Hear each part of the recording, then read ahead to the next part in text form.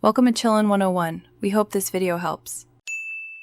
You start by opening Google Images or the Google app and tapping the camera icon. This sends you immediately into image search mode. Next, prepare the image you want to search with a screenshot, saved file, or image URL so you can upload it without interruptions. Once done, drag and drop the file on desktop or choose Upload an Image.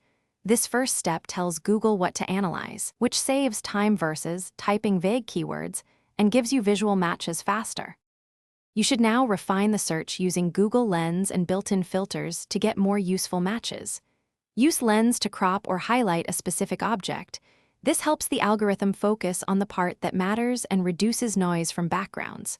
Then apply tools like size, color, type, or time to limit results. For example, choose large size or transparent background.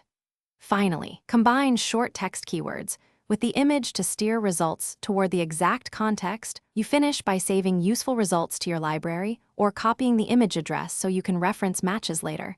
This preserves examples and sources. Also check usage rights in tools if you plan to reuse images, because that prevents copyright issues. If the search returns poor matches, try a few quick fixes.